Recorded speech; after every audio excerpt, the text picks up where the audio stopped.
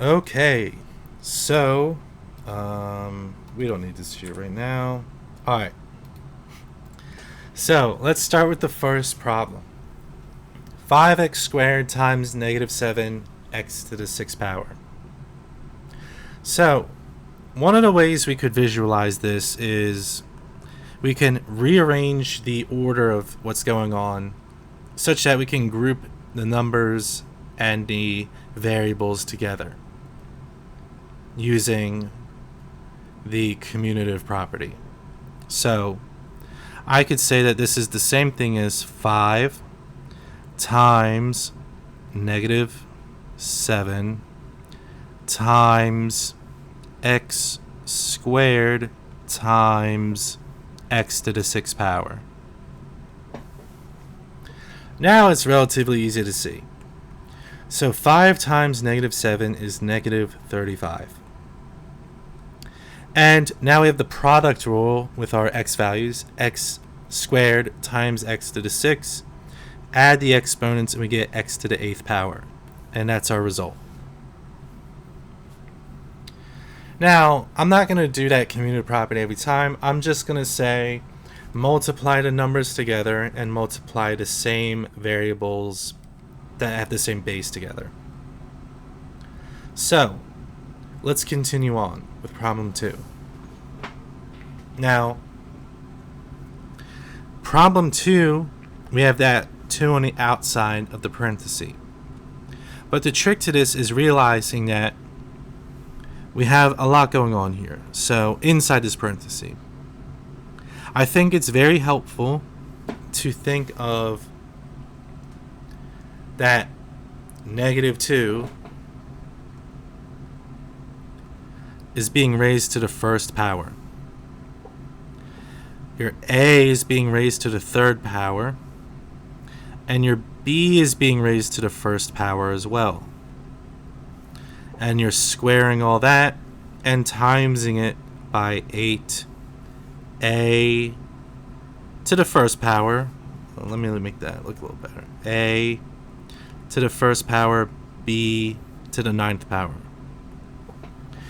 The reason why I want all those first powers is because I'm going to distribute this exponent to all the exponents on the inside of those parentheses, since we're using the exponent rule, or the power to a power rule. Now, we have negative 2 to the 2nd power, because 2 times 1 is 2. Then we have a to the 6th power, 3 times 2. After that, we have b to the 2nd power. Then we have 8 times a to the 1st times b to the 9th. So, negative 2 squared becomes a positive 4. And 4 times 8 is 32. So we have a 32 times a to the 6 times a to the 1st. Product rule, 6 plus 1 is 7. So we have a to the 7th power. Then b squared times b to the 9th is also product rule. So we have b to the 11th power. And that is our simplified expression. Okay. Part 3. We have 54 m to the 6th power n to the 4th power over 3m squared n. And we can think of n as to the 1st power. Minus 10m to the 4th n to the 3rd. So let's simplify this fraction, 54 over 3. That just becomes 18. 54 over 3 simplifies to 18. M to the 6 over m squared. You remember, quotient rule, subtract the exponents. So 6 minus 2 is 4.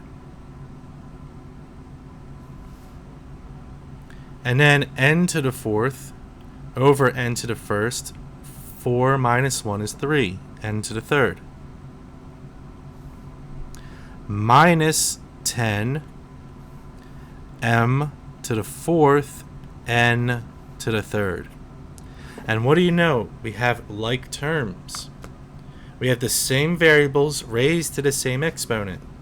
And since they're like terms, we can combine them. 18 minus 10 is just 8. So we are reduced to 8m to the fourth n to the third. Now finally, part 4. We have 2 times 10 is a 20. Product rule. K times k to the fourth times k to the negative 7. So you're adding those two values together. 4 plus a negative 7 gives us k to the negative third.